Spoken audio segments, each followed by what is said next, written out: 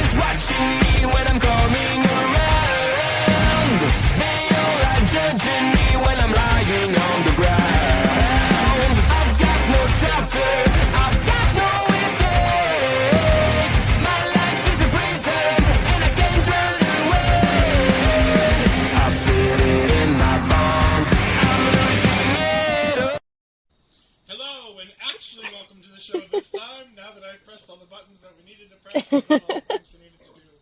I am Amazing. OL'Ed Ed Fries, and I'm joined by my tag team partner, finally, the correct tag team partner, not with Parrish, Astrid Pizarro. I'm the correct one. No one can take my place. 2 shows with Parrish on Saturday, a show with you and Andre, my wonderful friends, on Sunday. Yesterday was a wonderful day off. I'm not happy to say it, I'll tell you. Did you miss me? I know you missed me though. I mean, I Parrish is missed not you the on same. Sunday. Yeah, but it There's wasn't a as long as there's NXT. a different energy when you get me and Parrish in a room chatting wrestling. There's Hmm. a different energy that goes on than when we get me and you together in a room. You know what I mean? Yeah. There's nothing wrong with it, but No, I know. we talked for almost 2 hours about everything that happened in the Elimination Chamber, both before and after. It was actually almost 3 hours when you add the pre-show into it. Lots of good content in there. Go take a look. What did you think of Elimination Chamber while I got you here before we get going on taking over? No, it was pretty good. I was pretty happy with it. It didn't. It was one of those shows that even though the women were opening the show and it was the only women's match, I didn't even think about it even after the show was done because I was so well entertained with the women's match, and I feel like overall the card was great all around. I don't have really anything negative to say about it. I think maybe Lester and Bobby that was just too slow for me, but that's a different story. But other than that, I feel like it was mostly positive for me. So Yeah. not bad. We got Sean Cena in here saying hello, hello. We got Astrid's co-host, Mel Ball Collins, saying good evening, lovelies. Good evening, Miss Mel. And we are here to talk about taking over, and we're here to talk about, I'll be honest, a show I wasn't super excited with coming in. I'll be honest, I message Astrid and goes, if I wasn't reviewing this show, not sure how much of this show I'd want to watch. That Yeah. being said, the show was actually really entertaining. It was a better show than I expected, considering the lineup, the Hmm. preview that we got. What did you think of the show based on the lineup we got versus what we actually saw on TV?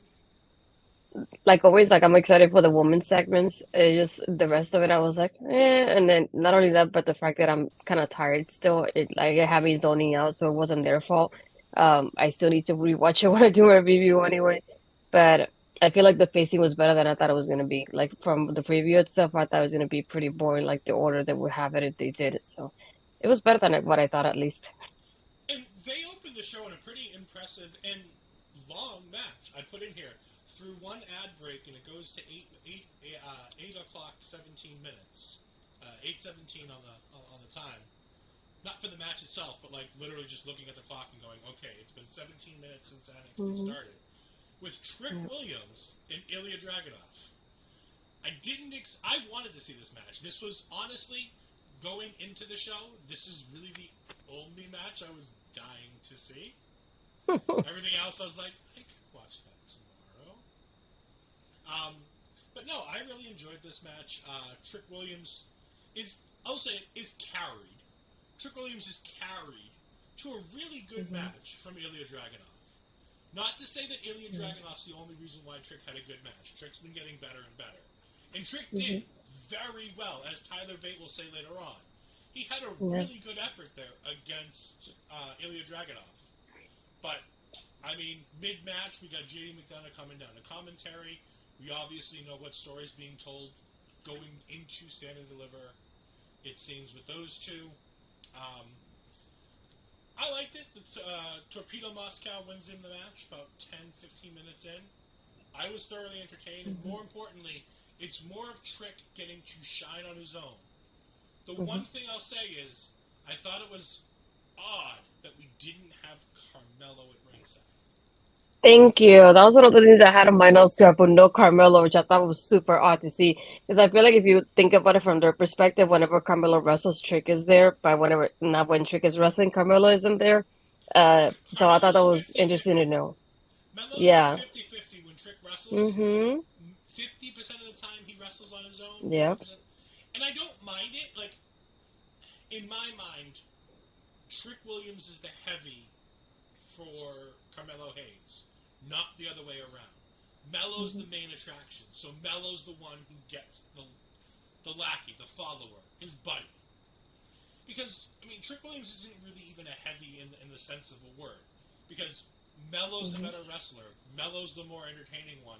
Melo's the one who gets the job done. Versus Trick, who is more of his MC than anything else. But I really enjoy when we have bots come into the chat and try to offer us viewers and subscribers Well, and chat bots and followers. So if you want any of that stuff, go to those idiots there in the bot section, because I'm unfortunately not able to do anything on the side that I'm on, so we're stuck with it. But no, I thought this was really good. I like the storytelling in this match. Trick did really well. I like the fact that they made it feel like an actual match as opposed to just Ilya taking forever to beat a guy. You made it feel like Trick Williams was involved in the match the whole way through. yeah. We then have a Jinder promo, and I wrote a lot for this one because I really liked this relatively quick promo. But it was a good promo. Like the kind of promo you'd cut for a guy who's about to win your NXT championship. And I got a little concerned. He talks about how he compares himself to Dolph Ziggler last year.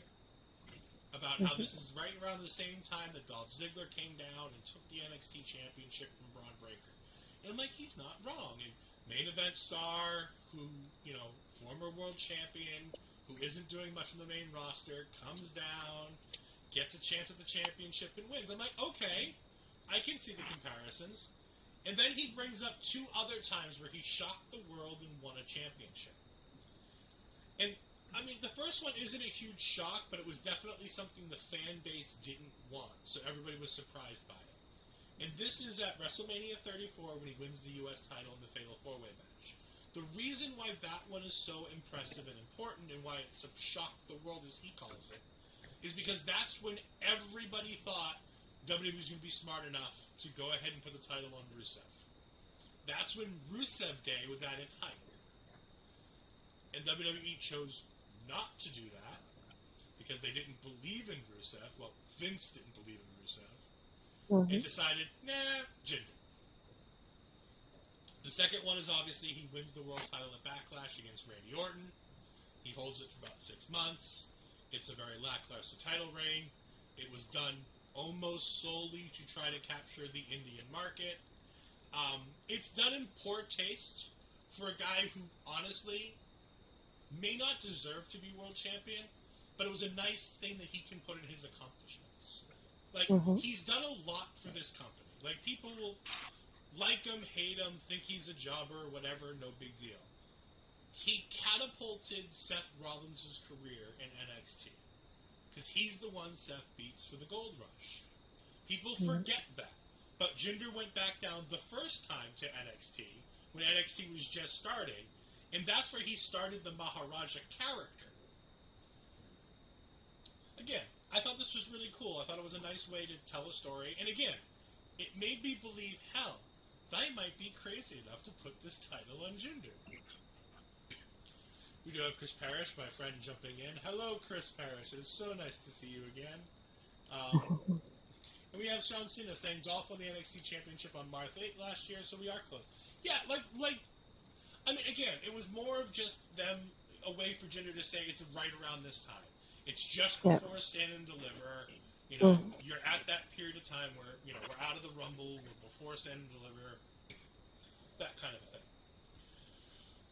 Now, I know that I was gonna say, what about the important part? You didn't mention about the Bron Breakker part. In that promo, I honestly didn't even remember seeing it. Well, I didn't write everything down, but I like how at the beginning of this, so before he started mentioning his end of it, he said, "In this industry, timing is everything," and that's like the opening line towards all these accomplishments you just mentioned.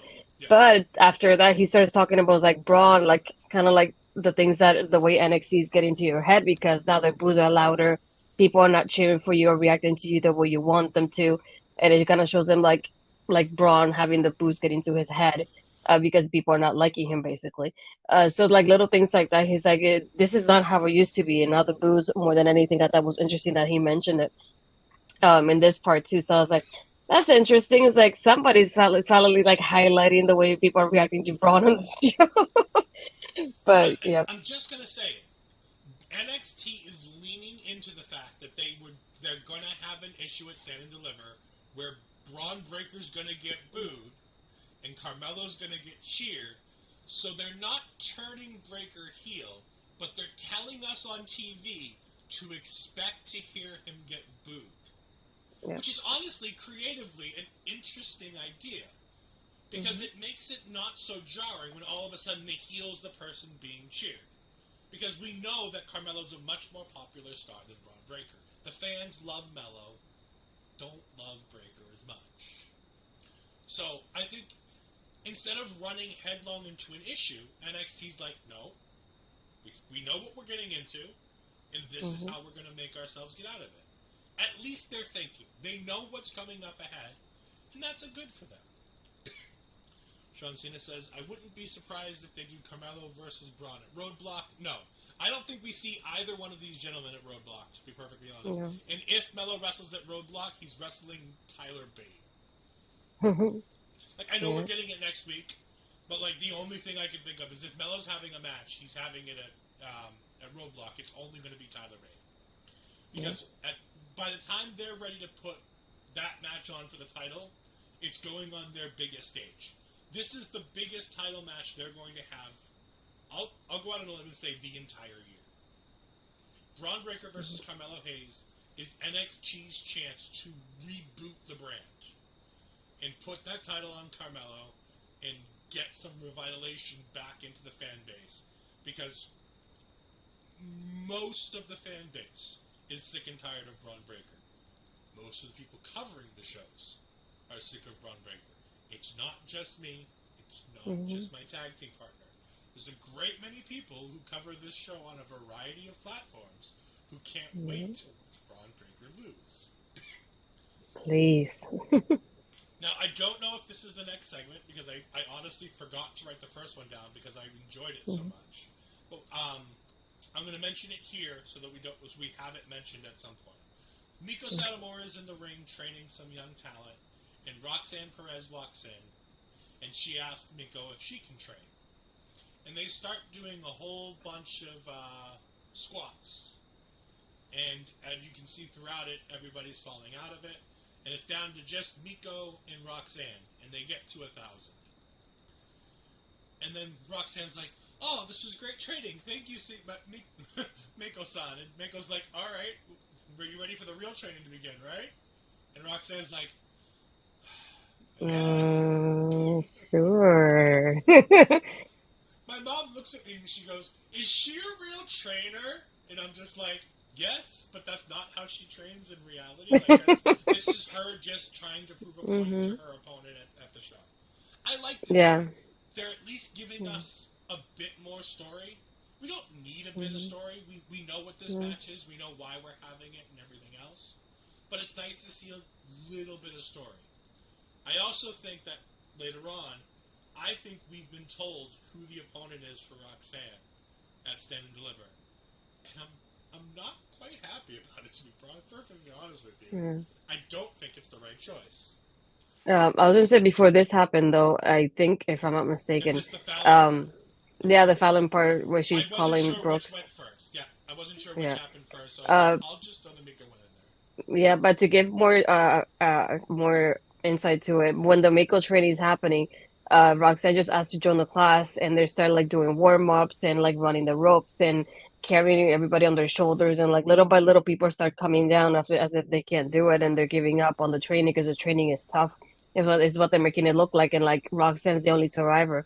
I think more than anything, I love her facial expression when she goes, "Where are you going?" And she goes, like, what do you mean?" And it's like, this was only the warm up, and Roxanne goes, "Oh, okay, I guess I'll stay." But it's interesting seeing it because it just reminds me of like the Iron Survivor, her being the last, the only person standing tall at the end. It just reminds me of that. I was like, yeah. Uh, but it just is interesting to see because like we with the story we get like Mako's experience versus Roxanne. Like I know she's still young, and even with it, she's been in NXT for less than a year. So obviously she doesn't have the amount of experience that Mako has. So I think that'll be like an interesting story going into this match. Yeah. We do have, as Astrid pointed out, the Fallon segment, which I wasn't sure which one. I knew they were back to back. I didn't write down which one happened. I wrote the Fallon one down. I didn't write the Mako one down because I was actually paying attention to it and forgot to write it down. Fallon calls Brooks, and she's trying to apologize, but he's not answering her calls. Apparently, she's called and texted him like 10 times. Josh Briggs comes in, and she's like, "But I need to apologize to Brooks." And he's like, "Fallon, you don't understand. He's not the only person you need to apologize to." And he points out that she also hurt Kiana, and Kiana's a tag team partner. And maybe if she talks to Kiana and makes things right with Kiana, Kiana can get Brooks to answer her calls. Mm-hmm. I don't know why I hate Josh Brooks being like the mediator. I also loved how Josh Brooks is like, "I'm staying the F out of this," by the way, because at one point he's like, "I'm staying out of this. You're my friend. He's my tag partner. I'm not getting involved." Yeah. But at the same time, I'm going to get involved. I hate this. I just wanted to go away. I can say that I was right. It was her brother. See, at least I got that right. But no, it's interesting, like you said, like seeing him is like I just want to like not be involved because this is your thing, and even though you're my partner, and he's my partner, you're my friend, I'm sticking out of it because it was both of you. And I like when she goes, "Well, I want to apologize to him." He goes, "I think he knows by all like 20 calls and 5 text messages you sent them and the voicemails too." So I thought that was funny the way he mentioned it to her. But yeah, I was not expecting him to come in. I just thought like maybe Kiana would have come in instead. But it's nice to see Briggs being involved in there too. Yeah, I feel bad for Briggs. Briggs was as big a star locally and on Evolve as people like Austin Theory and Carmelo Hayes. And to see him kind of relegated to this semi-garbage, it feels bad. Because the dude's talented, and they've got him in this, and it's fine. Like, JBBJ is a fine tag team. But it's not going to get him anywhere in his career. Like, they're not going to be 10-time tag team champions. Hell, I'd be surprised if they were 2-time tag team champions overall in their entire career together. I think they could be a jobber tag team on the main roster, but I don't see them being a star on the main roster. hell, even in NXT, they're about 3 teams ahead of them. When you have Pretty Deadly and Gallus, you had on this show Team Idris Enofe and Malik Blade, who I think are relatively in the same place as JBBJ. But you had the Dyad on tonight's show. You had Chase U on tonight's show. Like, that team's about to explode. But, like, Briggs and Jensen they aren't a big deal in NXT. And when they go up to the main roster and get to more experienced and more entertaining tag teams, they're just going to fall that much further down the ladder. And I think this is the point where, at some point, you have to look and see if this is going to work or if you just need to cut bait and see if one of them can go. And I think you can get Briggs over with the audience if you try. Yeah. I I think if you kind of the way he turns it, if he turns on Brooks, I think that will definitely make it more interesting. Plus, if you look at it from this aspect, he's like the taller, bigger guy, so they can make him more like the not monster looking, but like close enough to the point that he looks intimidating. And he has better facial features. He's a slightly better wrestler than like I said. He's not the greatest wrestler in the world, but he's better than Dabba-Kato. He's better than Omos. Like, he's not as big as either one of them, but like. You know, in these comparisons, I'm like, he's better and more favorable than some of these other guys that are getting pushes in places. So it's like, it might be worth it at some point to see what you have in him. We have the Tyler Bate promo where he talks about, he's in the ring, and he talks about going on the mystical journey with the fans, and I'm like, oh God, this is going to be awful. But thankfully, we're saved by one of my new favorite acts, 4 Roots, 1 Tree. The Schism come out. And the Schism interrupts him, and Joe Gacy starts to compare them. And Tyler Bate, apparently they don't have Kool-Aid in London, so Ashton, if you want some Kool-Aid, you're going to apparently have to bring it with you. Because he says, whatever you and your mates are drinking, I don't want it. As opposed to just saying the one word that would have made it easy by saying Kool-Aid. So obviously this is a foreign concept to him that he doesn't understand. But I thought that it was interesting that Joe Gacy said, and I'm sorry, it wasn't Joe Gacy, it was Ava.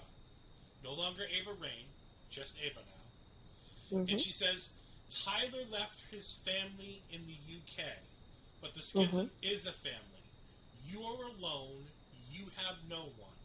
4 Roots, 1 Tree.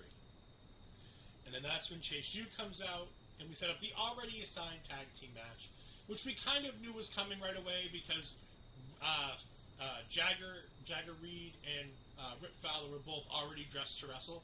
So you kind of knew the tag match was coming next either way. Yeah. What did you think of the Tyler Bate promo? Because obviously you're a big Tyler Bate fan. But also the work for the Schism here. I just didn't think the Schism would be the one interrupting him, if anything. I was thinking, it's like, who's going to come in here? And I never thought of them, so I thought it was interesting. One thing that I also liked about it is that it's not only Joe Gacy talking, it's Ava. They're taking turns while they do this. It's not just like Gacy being the leader, I'm just going to talk, and just like, it's both of them, a little bit of both of them in there. So I thought that was super interesting to think about.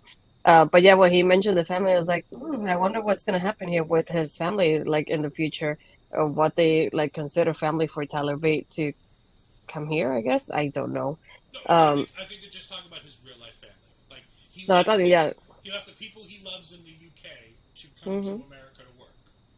Yeah, so I thought that was interesting that they brought that up. But the promo itself, I just like, the thing that I feel like I was paying more attention to the crowd because the crowd was distracting me with the way they were screaming. So I feel like I zoned out of what he was saying because I was like, I just wish I could shut up the people that were talking. It's like, I just want to hear him. Like, leave him alone. I don't know what they were saying, but they distracted me from this promo. And I feel like it took away from his moment there. I wish it wouldn't have happened though. Yeah. And then we get the tag team match: Chase U versus Rip Fowler and Jagger Reed. To help myself, because last week I got very confused, I even wrote down which one is which for the dyad, so that I didn't have any issues. We get a great moment with Vic Joseph and Booker T on commentary, where Vic Josephs talks about how Thea got kidnapped. By the way, thank you, Schism. Thank you for kidnapping her. I wish you would have kept her longer and throwing her in the ocean like they did to two dimes. Oh my gosh. Um, but unfortunately, she came back. But anyways, back to Vic and Booker. Vic brings up the boogeyman, and Booker starts freaking out about how it's still scarred Charmel, and how we can't say that name around him. I also think it's interesting that Booker T brought up the ID, because for those who know, you know what that means. If you don't, just Google boogeyman tough enough, and it'll lead you to the story. It's a fun story, but I don't always get it right, so look it up online. It'll be much better. I like this tag team match. It was a really good tag team match. GYV works so well as a team, and they're still wrestling like GYV, except that they're the Schism now, and they're there as a tag team that is Dyad. What did you think of this tag team match before we get to the finish? I feel like even with being the Dyad, I feel like there was a good, not I want to say back and forth, but it was like mostly Chase versus the Dyad, which I thought was super interesting. And even at one point during the match when he's trying to like get closer to Duke to tag him in and he can't. And I think it was Jagger, if I'm not mistaken. He's the one that kind of throws him towards the turnbuckle. And he just takes that moment of like leap under him to be able to tag in Duke so Duke gets that hot tag. But and one thing in it interesting to see Chase in the match for so long and just waiting for that attack for Duke. And also that little part towards the end for the finish too. And when Ava's coming near Thea and Thea just has her knees onto her chest, just like, no, it's happening. And then Chase is the one alerting, like, no, stay away from her. And Duke kind of getting upset about what was happening. But I like that Andre's the one that's like, no, this is not happening again. I'm protecting Thea, and Thea just not even looking at Ava at this point. But even Ava, even though she's doing this, she's still backing out towards the ramp. She's not even getting close to Thea as it's happening. But yeah, I like seeing him like the way he protects her, but at the same time, it causes that miscommunication with Duke, though. Yeah, and like you said, the big thing I took from this is mid-chase you stomps. He makes the tag to Duke Hudson because he sees Ava coming across the ring. I love that. Mid-stomps of doing his chase you thing. He sees this and tags in. Duke is super distracted. Duke ends up getting double teamed for the win, for the Dyad. After the match, Duke yells at Andre Chase and he says, "You need to let Tia grow up. Is this a university or a charity?" Yes.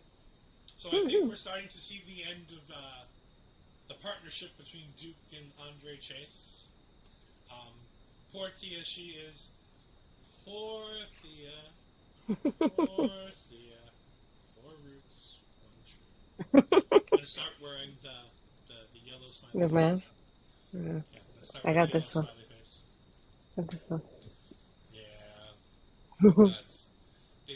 I can tell everybody who's this killer in the movie. I saw it online. No, no spoilers, thanks. We see Von Wagner and Robert Stone backstage, and as they're getting ready to get into their drama for the week, we see Tony D'Angelo and the Underboss come in, and Tony doesn't like the fact that Von Wagner stole the North American title match open challenge from him, and they challenge him to a match, but Robert Stone tries to convince Von Wagner that he needs to figure some things out with Robert Stone before he starts taking on some of these matches. But, of course, this leads to the Underboss and Tony D'Angelo talking about how Robert Stone's his dad, does he need his permission slip, this, that, and the other thing. At some point, Vaughn just says enough's enough and goes ahead and accepts the match anyways. This is fun. I'm really into this. I hate to say this. I'm really getting into this Robert Stone, Von Wagner thing. Like, where Robert Stone, he's making me actually pay attention to the Von Wagner stuff. As opposed to completely ignoring Von Wagner, I'm at least sort of paying attention to what's going on. So Robert Stone is doing a good job in that respect. I don't know if it's going to go anywhere. I don't know if it's going to do anything. But I mean, like, at least it's better than nothing. I sort of care. I feel like it's better when what we had at least, because I feel like usually with him, we only get him at ringside cheering on or like supporting like Vaughn there. But you don't get to hear him often say anything about Vaughn. It's just like Vaughn deserves this and Vaughn deserves that. But I feel like this is a little bit different from what he usually says and what he usually does with Vaughn. So So I feel like it'll be interesting to see because I'm, like I said, I'm used to with him not only being there standing as a manager, but when you think about it with him, he was like manager with like Chelsea Green for a little bit and then here and there. Uh, but it just like I feel like it was always the same thing. I feel like and this is different from him to begin with. And I noticed that even when I was doing my review, like watching the clip back of like when the Valentine's Day but like started of like I hear him talking a little bit more and I was like, finally. So it's nice to see like hear and see something different from him at this point.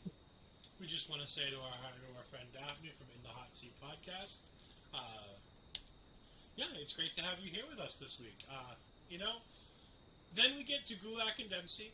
And I liked how Gulak didn't call him Hank Walker for most of this interview. Gulak's seen the light. He's obviously watching our show because for most of this interview, he just called him Hank, which I was super happy about. But Mackenzie says that he turned his back on his friend, Hank. And Gulak's like, what definition of friend are you using? Because it sure as hell isn't the definition that I'm using.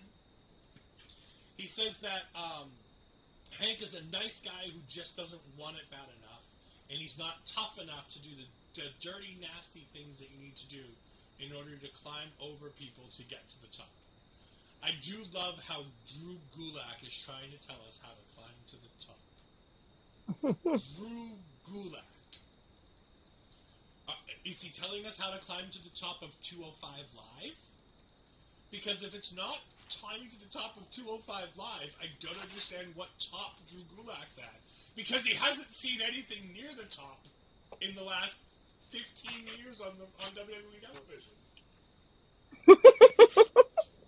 What top would Drew Gulak be? I know. I never thought about it that way, though. The only top that Drew Gulak ever had was because Daniel Bryan handpicked him to be on the top, working with him for a period of time. I know, but like I didn't think about that when the promo was when the interview was happening. Now you're like when you made me think of it, I was like, shoot, yeah. I mean, I'm sorry. Like, I don't want... Drew Gulak is a fantastic talent. Drew Gulak knows more about the wrestling business. Drew Gulak has forgotten more about the wrestling business than I'll ever know. I wholeheartedly admit and understand all of these things.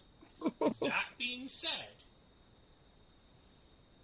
he's not, with the exception of being handpicked by his friend Daniel Bryan to have a feud with him for the title, he's never once been at the top in any way, shape, or form in WWE, unless you count 205 Live.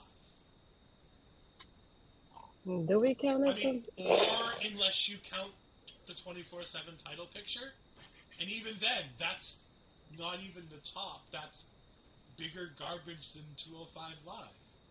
Because at least 205 Live people took seriously.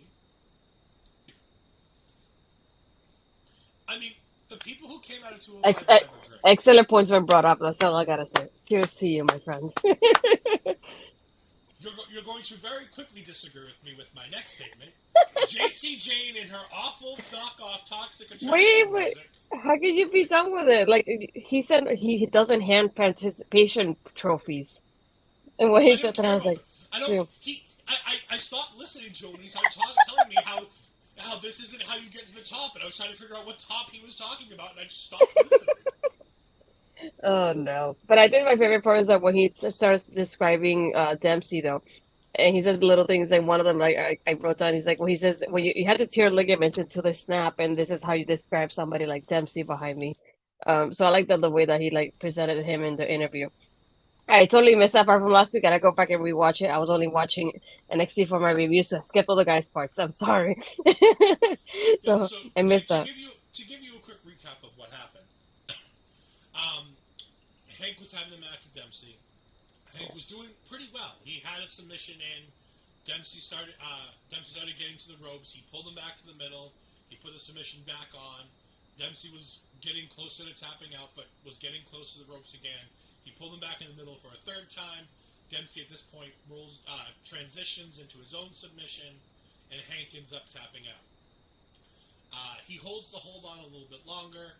Gulak gets on the apron to come in, but doesn't, and goes back on the outside, um, and just watches.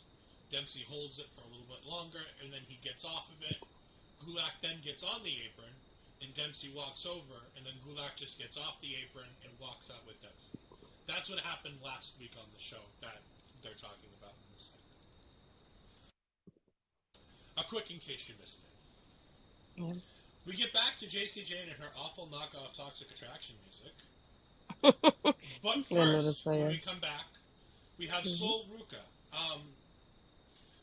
This is a better promo than last time because at least in this promo, we're not telling kids to skip school. I mean, we're teaching kids to do dangerous tricks that might hurt them, but at least this week we're not telling them to skip school like we did the last time Sol Ruka had a promo. So we're going in a better direction. Again, I like Sol Ruka. I think she's ultra talented in the ring. She's getting better and better every time she's in there. But these promo segments make her character so hard to like. Because I don't want to like or need to like whatever character they're trying to give her. Because I don't honestly know what they're doing. So, like, the last time we had the segment, she talked about how it didn't matter how well as long as she was doing well enough in school, she could call her parents and get out of class to go do the things she wanted to do. And, like, be better at everything that she wanted to be good at. Which is fine. And then this week, she's talking about, you know, she likes to do different things, and every day she tries something that she doesn't know how to do because things in life shouldn't be easy. Fine.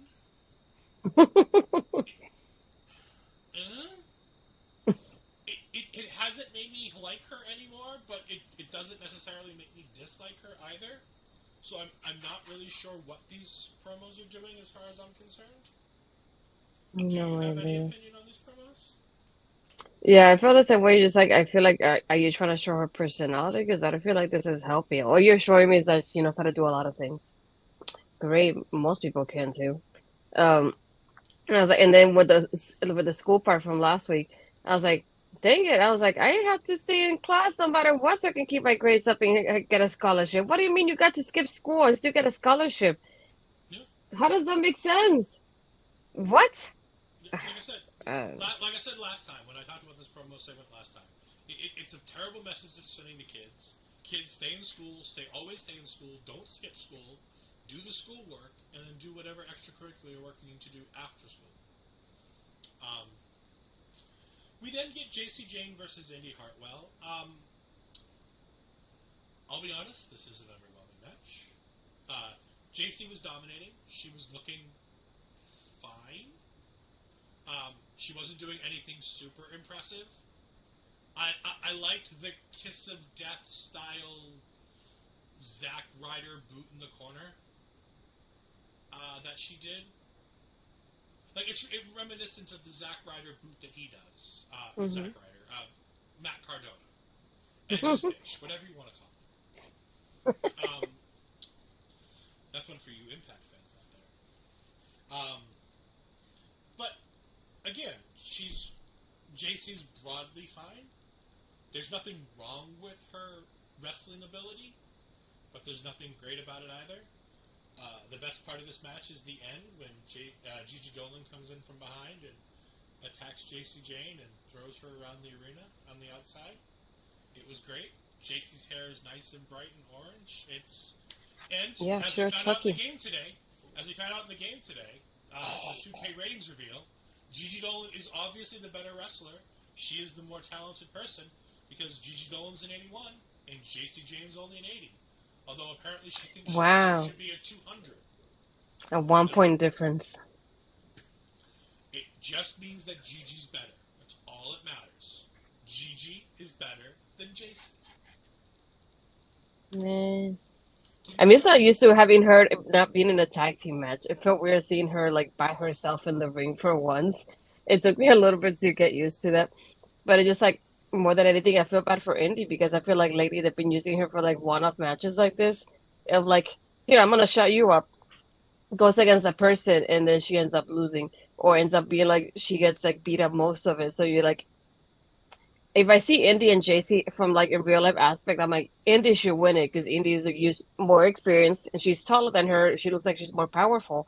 But then we have JC just dominating her most of the match. The only thing that I didn't like about it more than anything, I don't want to say the only thing, but like the main thing I didn't like about it was that she was mostly having her in that like choke, like submission here the whole time, and it just felt like 50% of the match was that. I'm like, can you do something else? I understand you're probably just waiting for Gigi to come in, but you could have done a little bit more rather than just keeping her there for like 5 minutes out of like the 7 minute match that we got. Yeah, That's I was like, it was an that was the underwhelming focus. match. It was an underwhelming match. Mm. I think JC Jane is entirely capable of having fantastic matches. We've seen her be great. I dig on JC Jane solely because it's fun to have something that me and Ash should actually disagree on. So that's always fun. But as far as JC Jane's concerned, like, I mean, her music, you have to admit, it's a really bad knockoff version of the Toxic Attraction. It Like, was. it's not good. It's really bad. Mm. But no, I think JC Jane is a perfectly fine part of this women's division, and I'm excited to see where she goes in the future with this. Do you think this match happens at Roadblock, or do you think they push this out all the way to Stand and Deliver? I don't know, because I feel like it's one of those things like I would like for them to move on from it already so I can see what they can do separately. So I will put it for Roadblock, but at this point you never know they'll extend it to Stand and Deliver because I feel like they will need a couple more matches there. And it would be nice to have a singles match with a woman that doesn't involve a title there either. Mm-hmm. And I'm just looking up the date. I believe it's the first week. Roadblock NXT. What day is it? Is it? Trying to find out. Give me just a moment. It is going to be March 7th. So yeah, so it's 2 weeks away. Sure. Oh, Roadblock, you mean? Yeah, Roadblock Right? is 2 weeks away. Oh, that's what I was gonna say. I was like, wait, Yeah. Stand and Deliver is not that close. No, we're 6 weeks out from Stand and Deliver. We have 5 more episodes of NXT TV before Stand and Deliver. Mm-hmm. We have 2 more before Roadblock. Which is why, if you've been keeping track, it's why they're telling so many stories right now, is because they're setting up 2 different events simultaneously. Which I think is interesting, that they're actually capable of doing both things. This is where we get the second package that I actually wrote down between Miko Satomura and Roxanne Perez, where Miko Satomura basically completely dominates Roxanne because Roxanne is exhausted and tired, and Roxanne can do basically nothing against Miko Satomura. But at the end, Miko Satomura tells her that it comes from the heart, and that's why she was training her so hard, because she wants her to know that it's all about the heart and not about your strength. And I'm like, oh, that's sweet. And now you guys are going to fight, and Roxanne's going to win, and Miko's going to go away, and then Roxanne's going to take on insert name here. And I think we found out who that insert name here is, and I'm really disappointed. What did you think? You're a huge Roxanne fan. What did you think of this as we bring up HPC2 Sweet saying, ¿Cómo están? Está bien. Good What, job. you don't think I know Spanish? I know Spanish. I know you do. You told me you do. Un poquito.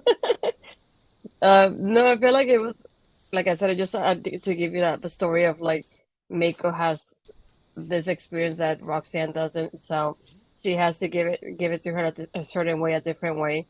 So yeah, the only thing I wish it would have been for Roblox, I wish that like this match would have had like a bigger showcase, for Stand and Deliver at least, but that's a different story. Like you said, what I like about it is like from the moment she arrived until Roblox, we're gonna have make or have matches with like certain girls, and it's nice to see that happening as well. First with like Kaden and Katana, and now with Zoe for next week as well. Yeah, it's definitely nice to see Miko getting in there and really good Spanish, senor. Mm. Sí. See, another Puerto Rican of course. Hey. Yeah. I'm slightly bilingual. If it's based on a restaurant, or if it's based on the simplest of things, I understand it. I understand it more than Deadpool, because I know when Deadpool speaks Spanish, it's definitely not right. Anyways. Speaking of insert name here, Zoe Stark is pissed off that Miko's getting a title match, and now she's getting a match with Miko Satomura, and I have a bad feeling that she's winning this match and getting a title match for Stand and Deliver. Hmm. What do you I think? don't know. I'm like half and half on that one because I like that Zoe has experience, but I don't know. You've been liking Zoe Stark's Twitter game as of late. Does that not impress you Yeah. as an in-ring competitor as well? I like her burns and her replies, but yeah, I don't know if I like her going into the match though. I thought you were gonna tell me Stevie Turner, and I was like, I don't know if I feel about Stevie. She's the other one that is not really like featured during this. Um, but no, I feel like if she does win, it'll be an interesting way to get her to have that title match with Zoe. I feel like at least we'll have like a get back and forth like in the match, but I'm not looking forward to her promos with Roxanne is the only thing. No, Her promos Roxanne are is like, Zoe Stark promo here was bad. Like it's generic. I'm mad. This person cut in line, and I'm Mhm. angry about it. Like, what did they Yeah. do? What? She was only a 400-day champion who lost her title to Mandy Rose, but we can't say Mandy Rose. So, like, how dare she cut me in line? She's a freaking legend. Have you not watched any WWE growing up? This is exactly what happens, especially this time of year. Just look at Becky Lynch and Lita. Like, this is exactly what WWE does. It's bring in a legend. And in this case, Yeah. it's Japanese legend Miko Satomura. Mhm. I mean, it's fine. Zoe's going to get a match with Miko. It's going to make Zoe a better competitor because she's going to be in there with the legend that is Miko Satomura,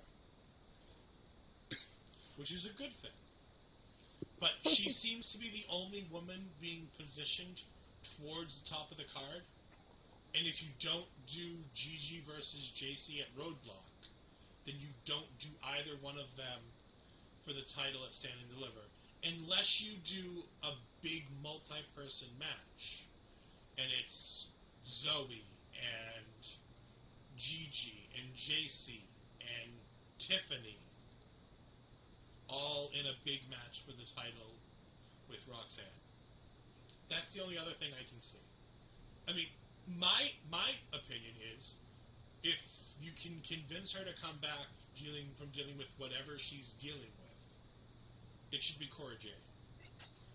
There's Yeah, no I feel reason like I Charlotte admit, shouldn't be Cora Jade. yeah, I feel like even though she hasn't been featured as much, I feel like I still miss her on TV on a weekly basis. It just like it feels so odd not seeing her. Featured as she's disappeared.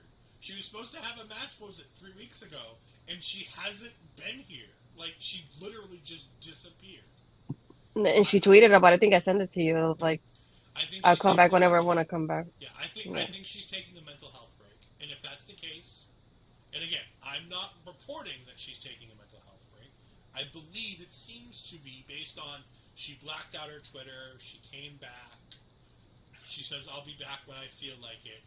To me, that all seems like a heel doing heely things, and she's taking some time to get her head right. Which is fine, because everybody deserves to have a break, especially when it comes to mental health. Because this business, as you've seen from all the multitude of people in it, if you've ever watched interviews with them, a lot of them have some issues. And it's because they ran themselves into the ground. And every now and then, it's good to just take some time off and get that recharge. Yes, that's what I'm doing in a couple weeks. You're going to London and abandoning me. That's what you're doing. You're leaving me. Sure. You're leaving me to talk to Cody about Impact. I don't want to We get in have trouble. we have Gallus versus Team BB. I mean, we have Edger Sanofe and Malik Blade. Um, Oh, this match is pretty substandard because it's Anofe and Blade, and no. even though they get one spot in this match to look good, and they botch it. Yeah, I think it was an Inopia towards the ropes. I noticed. I was like, No, it was not only that; it yeah, was the backstabber too. That no. he lands like half on the side, and he like misses the entirety of Mark Coffey. But this match is all about the ending because people dressed up like Pretty Deadly with a big cake that says Happy Anniversary are on the outside of the ring distracting Gallus. but they still easily get the win with very little difficulty. And the other people come into the ring and they say, "This is your anniversary cake. It's been 2 years since you lost the NXT UK titles to Pretty Deadly." That did not make the Gallus Boys happy, and they started to beat up the Cake Boys. Then once they got them out of the ring, they were attacked with chairs by Pretty Deadly, who then did a pretty good, vicious beatdown on the bigger, stronger Gallus Boys. It was a believable beatdown. I don't know what pay-per-view we're seeing this at. I think this is a story that we're telling for Stand and Deliver. I don't think this is going to be a roadblock match. I could be wrong. I prefer to just drag this out for a couple weeks more and just put it on the big stage of Stand and Deliver. What did you think of the Gallus Boys? I mean, the moment I saw the preview for the match, I automatically knew that we're gonna win it. So I was like, okay. Well, I just thought a like, non-title match, so there was a chance. so either way, I just expected at least Inoue and Blade, Inoue and Blade to like do a little more than what they did at least during the match. I'm like, not that they were gonna dominate or anything because it's Gallus, but at least do a little bit more than what was done, and then have Gallus win. I thought it was just interesting having Pretty Deadly to attack him and kind of standing tall over Gallus. So, when I see this, like, it feels weird to see that visual that I saw, like on the stream when I was watching it. But yeah, it'll be interesting. I hope they do it for Stand and Deliver though, for sure. Inoue and Blade, no se puede. Yeah. We then get Dabba-Kato, and this is a really good promo from Dabba-Kato. I really enjoyed this. Dabba-Kato talks about how he helped Apollo to get to all the highs that Apollo's had on the main roster, being the Intercontinental Champion, and all of that was because of him. You know, he helped Apollo get there, he helped keep Apollo there, and then Apollo came to NXT, and for 7 months he forgot that he was alive. And for 7 months he was looking into the future instead of thinking about the past. That was really interesting. And then he ended it with this line, and it was great. "You might be the one to bring me into this world, but I'm going to be the one to take you out of it." It's your standard heel one, but he actually delivered it. This was one of the best promos on the entire show, with the exception of the Hayes promo coming up a little bit later. In all honesty, this was one of my favorite segments on the entire show, because it showed us Dabba-Kato can, granted, in an edited environment, he can cut a promo. It's something they never let him do on the main roster. They never let him do it in Raw Underground. We don't know if he can, but it seems like he can do this. And if he can do that, he's got a good chance of being successful. Because if he can at least do that, he's better than Omos. Because Omos can't even do that. I mean, Omos can't wrestle, and he can't do that. And he's going to have a match at WrestleMania, potentially, with Brock Lesnar, according to Raw last night. Sorry I spoiled that for all of you who don't watch Raw. But, Omos and MVP challenged Brock Lesnar to a match at WrestleMania. What did you think of Dabba-Kato tonight? Yeah, like you said, everything, like his delivery was well done. I did like all the like lines that he put up, like looking into the future, you forget about your own past, like you didn't look back of like who could attack, like I could attack you. And I liked like having the visual of like Apollo with the notebook and everything as he's talking before you see Dava on screen. But like the way he delivered it, I was like, you got me there. Like that was a good line, and I feel like a good way to hook me up with the lines that you gave. So he got my attention. That was really well done. Yeah, again, was it a world-breaking promo? No. But for a guy that we've not seen cut promos, it was well done, it was articulate, and it made sense. And in 40 seconds, he made me believe in him versus Apollo Crews as a valid match that I want to see. By the way, that match, Roadblock. Oh, yes. I think that's our main event for Roadblock, to be honest. I mean, what else do you think we're getting at Roadblock that's going to be bigger than that? I keep forgetting Roblox is like a regular Tuesday night. So. Yeah, it's a regular Tuesday night show. Like I said, it's not a PLE. It's a basic Hmm. Tuesday night named show. But as far as I can tell, as of right now, either that or the match we're going to find out about in a little bit are probably one of the two matches to main event that show. Hmm. Um, we have the Dawn come to the ring, but first we have a Stevie Turner promo.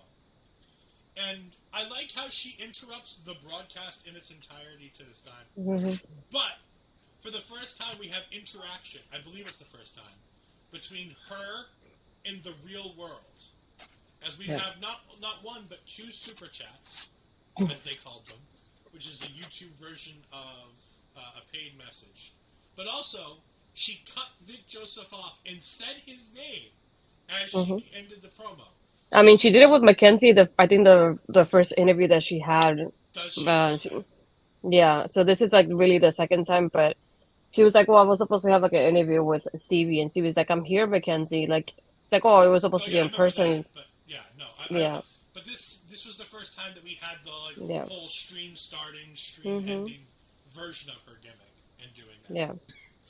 It's all based off Lyra Valkyrie. Basically, she does a randomizer of all the women in the women's division because there are so many and so different.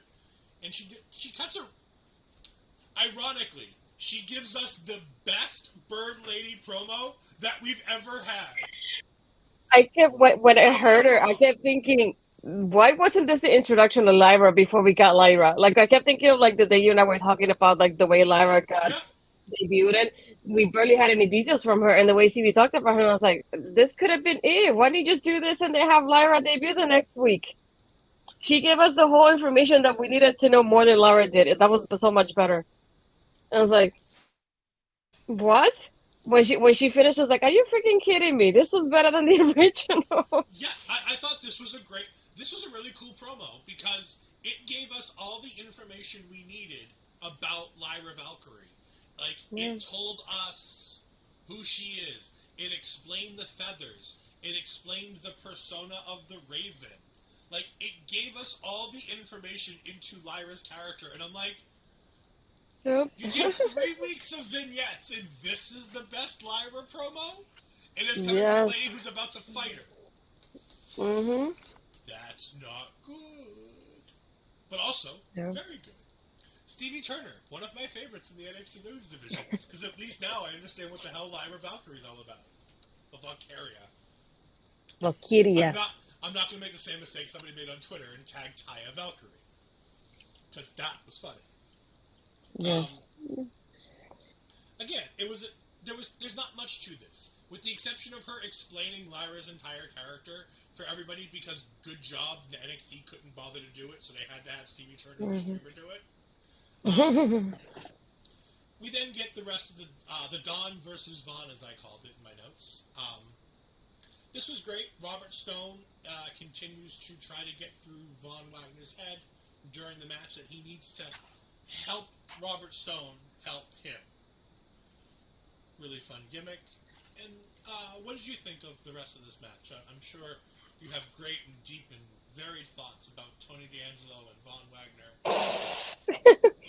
No, it's like I feel like it was a good back and forth between them, and I love having that aspect of like I like it. Usually we get Stone standing up as a manager, and this time he's sitting down watching the match, and he's yelling at him, "Was like, do this and do that."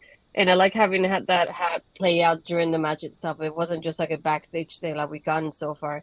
But I feel like it's a good back and forth. I just didn't think Vaughn was gonna win it. Um, oh gosh, no. He's not wrong. If Stevie Turner is involved in a tag team, it can be called the String Team. But I feel like like either way, like the match was like it was okay. It was more about the storytelling, what was gonna happen after the match itself. But it was a good back and forth between them at least. Speaking of what happens after the match, Tony D'Angelo comes out and he challenges Donovan Dijak, or just Dijak, to a jailhouse street fight for Roadblock.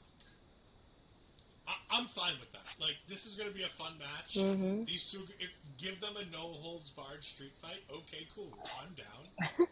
Like, Yeah. they're not going to disappoint. We've seen these guys in Hmm. the ring before. They're both great. Put them together, it's going to be good. give them weapons, it'll be better. Again, this could be the other match that potentially main events the show. This match either opens or ends the show. I don't know which one it's going to do, but it's going to do probably one or the other. We then get my wife, love of my life, Nikita Lyons. God, I miss her, as is what I wrote in my notes. Nikita Lyons was back on TV talking about how the doctors say she's going to miss up to almost a year. And I'm like, so long without Nikita. I'm gonna have to find somebody else. I did. It's okay. Nikita, I found a placeholder for you. It's okay. I still love you. I don't love you any less. But I have a placeholder. Oh gosh. No. No. So Sean Cena says, I was thinking, what if the person who attacked Nikita is someone we haven't seen in a while, like Cora Jade? It's entirely possible.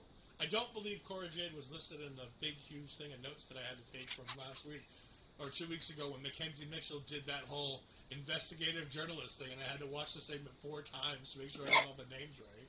I watched it on YouTube and I slowed it down. Tiffany interrupts, and she's now instantly become my least favorite star because she wants Nikita Lyons to disappear for the entire year. And so Tiffany's gone from one of my favorites to my least favorite, so that's terrible. But this is fine. It's a way to get Nikita back on TV so we don't necessarily entirely forget about her for the next year. Well, she had a Tiffany epiphany, though.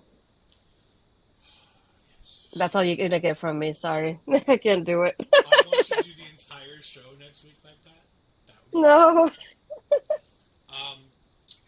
Yeah, it's great to just get Tiffany over as a heel. Like, it is what it is. It's a basic promo that did its job. Nikita is somebody the fans sort of kind of like. And then, Sort of. well, you know, some people are... I know. I think it's funny coming from you, though. I adore her. There's a large portion of the fan base that adores Nikita Lyons. And then there's another large portion of the audience that knows why we can't love Nikita Lyons. Anyways, we then get Tatum Paxley backstage talking about how she doesn't want to go to the ring for Ivy's match with Alba Fire. And this goes back to last week with the with Isla Dawn speaking from the bottle of water or the speaker or whatever it is that she possessed to be able to talk last week, and talking about how Tatum, it's interesting that, you know, you're Ivy's partner and she always talks about how you guys are a team and, you know, you guys are together, but you're not a part of the Diamond Mine, are you?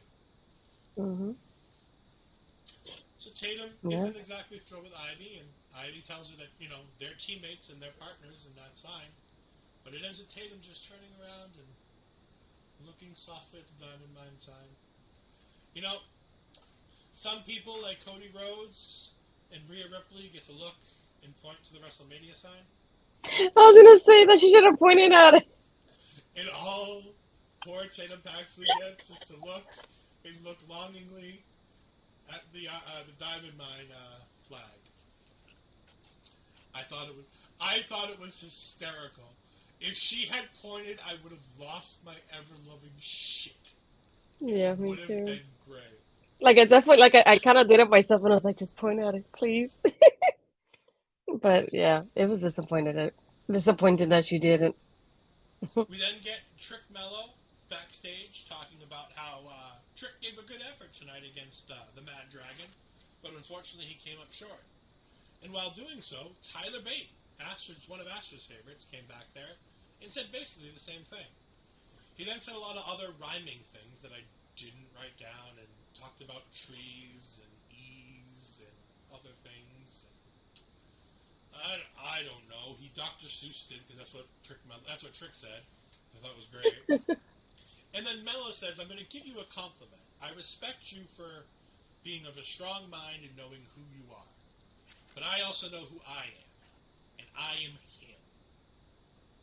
And he says, you know what? It's a good thing you're not involved in the title picture because you don't get in my way. And he walks off, and Tyler Bates like,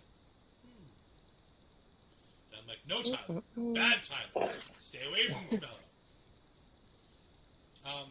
Tell me about what your crazy man was thinking here trying to get up in Melo's face and being Dr. Do what he can Seuss. to get into the title pictures while he was thinking. Thank you very much. Stay out of that title picture, Tyler Bate. No, no, he can be in there if he wants to. That's okay. Melo, not this. They're building this for Melo. They're not building it for Tyler Bate. You never know. I know. We then get Alba Fire having a pretty quick, easy win over Ivy Nile. I'm not sure which of us is being sassy. I honestly think it's me, but I'm not sure. It could be both of us. I've been pretty sassy all night, but I'm not sure which one of us that's. I mean, Well, you know what I'll say about this? The Ivy Nile versus Alba Fire match. I can say one great thing about it. Isla Dawn looked amazing. of course. There's nothing else to talk. Astrid, you're our lover of women's wrestling. Go ahead and critique this 4.5-minute match. Where Alba Wasn't Fire, even 4.5. It was like 2. I was honestly being nice. I was honestly being nice and giving them 4.5 just because I thought I'd be nice. Let's see. If I'm not mistaken, we only had those 2 matches tonight, didn't we? Right? I think, if I'm not mistaken. In the women's division? Yeah. Yeah. And they were like not even 5-minute matches. No, but we had. I know we had a lot of the, but I was like, a lot of segments. yeah, a lot of tonight it was more segment heavy for the ladies because this match was like probably 2 minutes, and then JC and Indy probably lasted like probably 5 tops. I was like, He's not wrong. Normally I don't post these ones, but he's not wrong. Anyways. it was more like 2 minutes. Go time it. I'm just saying, I agree. And again, the focus was there for the women. The women told very good stories tonight. While they didn't have a ton of in-ring time, it's not always about the amount of time you get in the ring to tell your stories, as long as you're progressing stories. And they progressed. Ava versus Tia got progressed. Mm-hmm. They made Nikita Lyons appear on the show, even though she's injured. So that progressed the fact that she's still around. We're not entirely forgetting about her for the next 10 months. Mm-hmm. You progressed Tiffany's character. Because we have to make sure... The only thing I'm happy about, at least, is that my review is going to be very short because the matches were short. Yeah. That's the only good thing. But, I mean, Gigi Dolan versus JC Jane, that story got pushed further along. In this one, you're still pushing the narrative of Ivy and Tatum and the issues that they're having, while continuing to tell the other story of the strengthening bond. So you're talking about, in one hand... Plus the Nikita attack.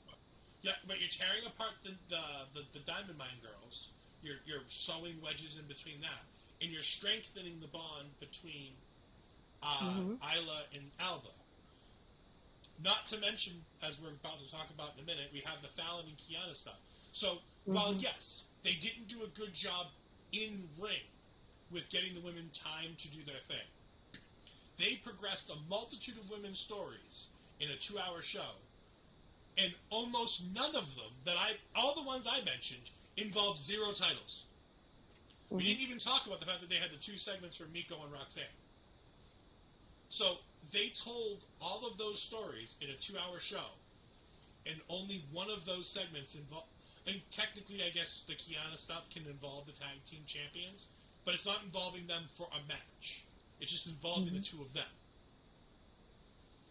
So, while yes, NXT did a poor job giving the girls in-ring time and having a talented match, you gotta imagine we're getting, 10, 15 minutes out of Zoe Stark versus Miko Satomura next week? I hope so.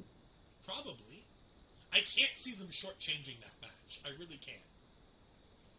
But, again, at least NXT is keeping their women on television and telling stories and starting feuds. Yes, we saw nothing of the Latino World Order this week. Yeah. That being said, there's still time on Level Up for that. But again, at least in WWE, their women are on TV. The NXT girls are on TV, and they have a storyline. That's better than most companies.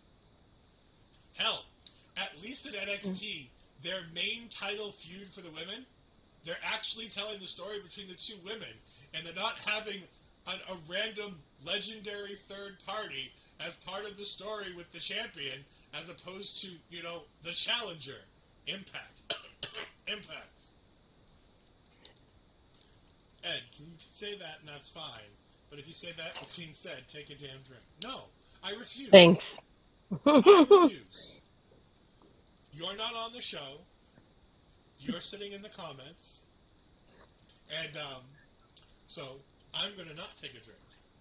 We then get Fallon apologizing to Kiana James. And this was nice. Kiana alludes to the fact that Fallon might be jealous. Yeah, you can mute me if you want. Now you're breaking the fourth wall, and that's not nice. Anyways, we get Fallon here trying to apologize, and Kiana being like, you should have just trusted me. You should just, we need to be tag team partners. There needs to be trust between the two of us. You need to trust me that I have Brooke's best interest at heart. And that scared me. Me too. I was like, when is it going to happen? Please don't turn this into a Fallon Henley's in love with Brooks Jensen thing. Please don't turn this Not only into that, but I feel like if they do go that route, for example, I feel like it would cost them to like break up as a team. And I was like, do we get another Cora Jade? I know, but think about this aspect though. It's like, are they gonna do what they did with Cora Jade and Roxanne with the titles, and then we're gonna have to get new champions again? And it's just like, what's the point of having women's tag champions, and that's something like that's gonna happen? Don't be NWA. Come on, I saw the results of what happened tonight. I'm frustrated too. So don't go with like back and forth. I just don't like it.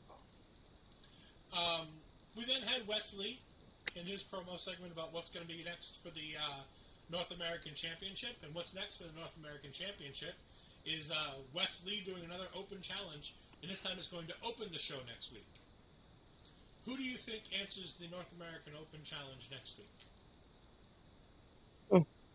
What do we have that wasn't on the show? Almost everybody. Yeah. What? I said almost everybody. I know, that's what I'm... Dijak is the biggest name that wasn't on the show this week. Yeah, but isn't...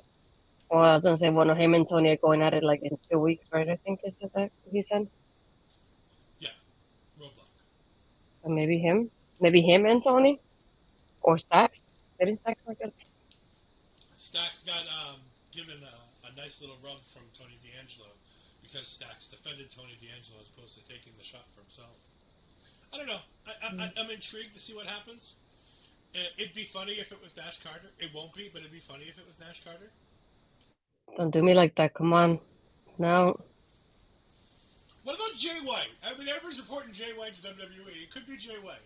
But no, I have an actual guess. Somebody who might actually show up and is actually signed. What about Dragon Lee?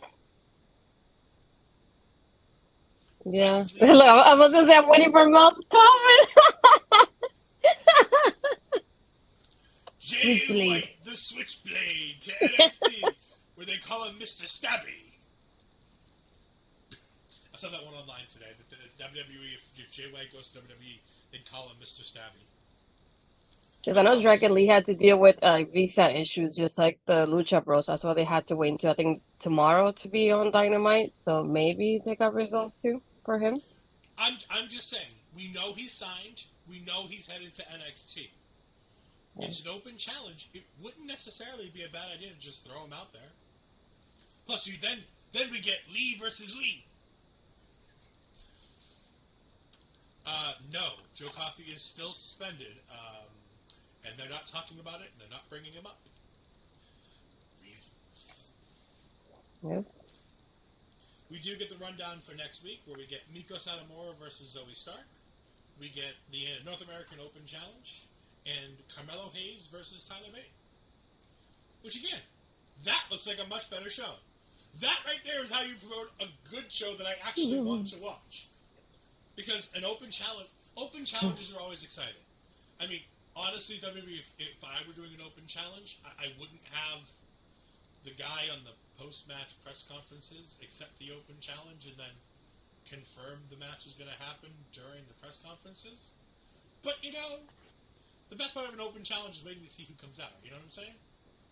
Yeah. What if it's somebody from the main roster though? It could be anybody. It could be Mustafa Ali. He got the big win on Raw last night. He's being all positive. And Him versus Wesley could be fun. I just think you've got to bring in Dragon Lee at some point. One of these open challenges should be Dragon Lee. And I think that's the time where you take the title off Wesley and you put it on Dragon Lee. You don't have to keep it there. yeah, I was just saying that slowly we get the Lee out of West, so that's the only Lee is Dragon Lee. Watch. Yeah. I brought that one up, Parrish. I suggested the potential in Ash Carter. I think the company's still pretty mad at him, and I don't think they're bringing him back. But it'd be funny if they did. Like, that's it. It's a name that I don't expect to see, but it's still potentially viable. You know what I'm saying? Like, it's a silly one, but it says. Yes, MJF That did is true. say it was good.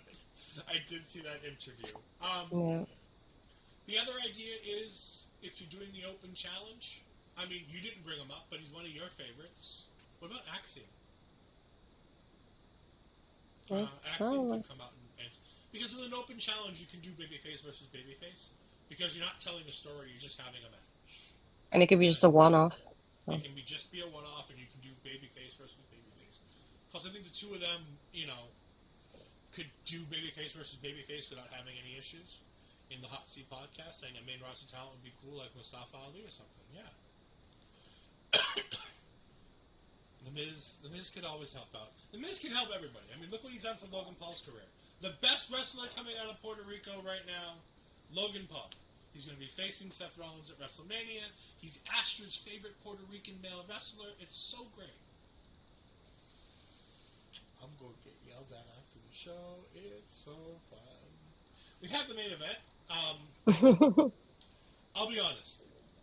I didn't care. There was that great promo at the beginning of the show where I'm like, oh, they might put the title on Jinder. By the time the main event came around, didn't even give a damn. Probably. Thank you, Mel. You know me pretty well. I appreciate you. I'm going to get a phone call. Do you like scary movies? No! Click. It doesn't end there. It's fine. Do you have anything good to say about this match, or should I just explain what happened and talk about the really fun stuff that happens after the match? I think more about the fun stuff that happened after the match. I don't have much to say. Bron Breakker wins by reversing out of the Colossus, which, by the way, I realized I cannot actually spell the Colossus, because I tried writing it about 7 times, and none of them were accepted by my spell check. I ended with Collas, and that's definitely not right. But we get, at the end of the match, Bron Breakker celebrating with his World Championship, and up in the top, we have Mello with his hands out, just looking at Bron Breakker, saying, "Look at me." And as Bron Breakker's about to look up at Carmelo Hayes, we cut to the WWE Network. Or, well, the Peacock version of the WWE Network. And we have somebody going ahead and clicking on the Stand and Deliver one. Which, by the way, I'll tell you, Mr. Grayson Waller isn't on the network yet. As a fan who watches the WWE stuff on the Peacock, that's not there. There's no Stand and Deliver graphic. I don't know what graphic you were using, sir. But that's not the right graphic for Peacock. Stevie Turner helped him hack into it. That's what happened. No, as he says, he broke in DX style to the production truck. Yeah, no, I know. Yeah. Because Shawn Michaels didn't want him on the show this week. So, I have a question about this. We have all this stuff between Grayson Waller and Shawn Michaels. What's the point? Agreed. Because don't get me wrong, I like the way that Grayson's talking, because he gave him like little parts of like, I'm the showstopper. You're Mr. WrestleMania, Mr. Stand and Deliver, and like I'm the showstopper. Look at what I'm doing. I legit thought like my stream was the person that was putting the stream was clicking up to something in Peacock, and I was about to close it off, and then I heard his voice, and I went, "Oh, never mind, I better not close it." And like I like the little comparisons, like or like you said, like like DX, I'm breaking into the productions, like production part, so I can actually be on the show and be actual like the actual main event of the show. So I like the little tidbits here and there, but just like I kept thinking about it since the moment it happened when he interrupted Shawn Michaels during the conference call. But it just I don't understand what's the point of it. Shawn Michaels is not gonna wrestle. Who's gonna actually come in and I guess fight for Shawn in that end of it? I guess. But it doesn't make sense to me. It's like if you know Sean's not gonna be active wrestling, then what's the point of this? Yeah, I That agree. part I don't understand. That's the problem I have is, and so basically Grayson Waller does all the things that Astrid says, and he has a great little segment here where he goes all out and he's Yeah. super into it, and he's like, I'm calling you out and all this great stuff, and he has all the DX references, and it's great. And by the way, Grayson Waller is really good at this stuff. No surprise here. He's been good at this stuff the entire time he's been on the roster. Mm-hmm. Like, but with all of this, what's the payoff? So he says that he wants Shawn Michaels on the Grayson Waller effect next week. Yep. And I'm like, okay. But unless Shawn comes out of retirement, you're building to a match between Shawn Michaels and Grayson Waller that Shawn Michaels isn't going to have. Not only that, but it's like seeing Ric Flair. I don't want to see Shawn Michaels wrestle. He already retired. Like let him be. Why are you doing this to begin with? And like another thing that I wanted to point out is that as Victor tweeted about it, he's like the entire Tubby commercial was a bit clever. It had so many Easter eggs. Melo versus Bron with the remote hovering over Stand and deliver on the Peacock app, and then Grayson say he's a new showstopper before inviting HBK to the show. And I kept thinking, okay, HBK goes on the show, and then what happens afterwards? Like I don't want to see HBK wrestle, especially on an NXT. Like let him be what he's doing backstage, but I don't understand the point of building this, but I don't want to see HBK wrestle. I really don't. It's like I don't want to see Ric Flair wrestle again. Just let them be where they are at. Do something else at this point. So I don't understand who's gonna come in here and kind of speak up for HBK in that sense, because I feel like Tyler Bate already did that in a way, but he moved on from it. So it's like, then who's really gonna do it then? And again, that's the problem I have. It's like I don't mind seeing, like I want Michaels to have one more match. I think that there's one more match in the Heartbreak Kid. No, Parrish, it's not Marty Jannetty. No. I love the idea of HBK having one more match. I like the idea of, but that match should be a special match. It belongs on a big stage, and Stand and Deliver is a fine stage. But if you're gonna do that, that should be on later in the day at WrestleMania. Like, if you're gonna have the Heartbreak Kid wrestling again, you might as well do it at WrestleMania, even if it's with an NXT kid.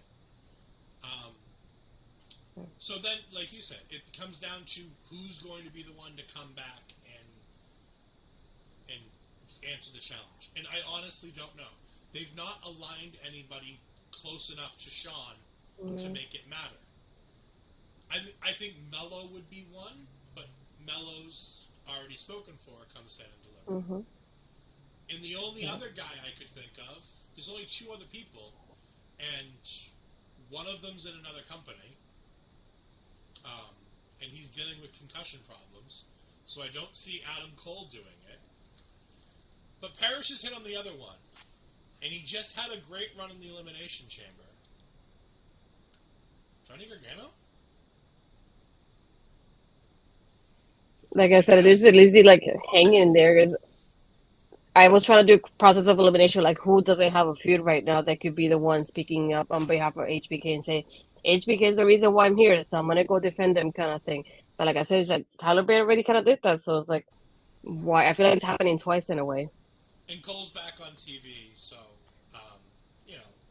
I know I saw him back on TV. I wasn't sure if he was back wrestling. I know he's been dealing with a concussion. I know he had that big promo. He did like an interview, yeah. In the Hot Seat Podcast, as Gargano sounds good, maybe. I still think Dijak has things going on. I think there's a three-way for the North American Championship come Stand and Deliver. So I don't know if that's quite the one. Paris is saying he is clear. I think, obviously, if they had him back in the ring cutting the promo, they're obviously at the point where they're ready to bring him back, and he's probably cleared to be in the ring. But then again, I wouldn't trust AEW's doctors to clear anybody anyways. I mean, they said Matt Hardy was ready to go back in the ring, and Matt Hardy fell off the rigging and, almost did all that. So, AEW doctors are, whatever. That being said, we've come to the end of Taking Over, which talks about NXT and not AEW. So, we're going to go ahead and talk about Astrid and where we can find her. Everywhere. No, I'm kidding. You can find me mostly on my Twitter at my name, Astrid Pizarro. Yeah, just mostly there. And then usually on Tuesdays doing Taking Over with you, unless I have work like I had last week. Sorry. And then Thursdays doing Making an Impact with Cody. I do believe, if I'm not mistaken, this Friday, Mona will be going live for Ladies Wrestling Showcase talking about New Japan. I can't believe I'm not talking about New Japan because of Mercedes, but I got Mel the expert here, so I'm not sure she's going to be the one handling that aspect of it. Yeah, I was gonna say, not only that, but watch out for what Mel is doing with with Andre, because I love what they're doing on their show and their stuff, and then the YouTube channel. It was really fun watching them, the back and forth that they have. It's similar to Ed and I basically, but it's only New Japan and Stardom instead. And so that's the best way I can describe it. But yeah, for those of you that haven't seen it, we talked about Ant-Man over the weekend, so you can watch it on the OL'Ed YouTube channel. I know I do have an Astrid Ass coming up this weekend as well, so watch out for that. So you haven't subscribe to the YouTube channel so you can get notified when I upload it. Yeah, Joe Hendry even retweeted the little clip that you had from Ashley Vega, who is your guest. You're not going to say it, so I'll say it. Ashley Vega is the guest. She's fantastic. She's adorable. I think she's great, and I can't wait to see more work from her. You can also find me. My stuff. Hold on. Down there, Ed Fries 12584. You can find me on Twitch, Ed Fries 2002. You can find me here every Tuesday. Like Astrid said, me, my other co-host, Andre C., and Astrid were all on doing Marvel Talk this week as we were talking all things Ant-Man. We are getting ready to do our next episode. Our next episode is likely going to be Guardians of the Galaxy, unless Secret Invasion starts before it. We may do a quick quick show about Moon Girl and Devil Dino, as that dropped on Disney Plus over the weekend. I'll be honest, I watched the first episode, wasn't thrilled. It's clearly a show not made for me, and I'm curious to see what Astrid thinks of the first show. But it's built for Disney Channel. The whole show is built for Disney Channel, so it has areas where commercial breaks happen, where there are no commercial breaks, and the episode feels like it goes on forever because it's 40 minutes long, and it's all animated, and it's super animated, and it's just not for me. So no, I'm not going to go see that monstrosity, so I'm not going to review it. I've seen one of the trailers for it. I think it looks pretty awful. I'm not wasting my money unless OL'Ed pays me to go see it, in which case I'll join probably Bobby or something and do a Bobby's Bravado and talk about Super Mario's, but otherwise you're not going to catch me dead in that one. The next movie I plan to go see, I'll tell everybody, is the new D&D movie, The Den of Thieves. Yes, it looks fantastic. Michelle Rodriguez and Chris Pine, that looks great. But again, we're here to talk Taking Over. We're done talking Taking Over because NXT is over and this show is over. But make sure you catch us next week. I'm going to go ahead and end the show showing you what you can catch on the OL'Ed channels. And we'll see you next week. Bye!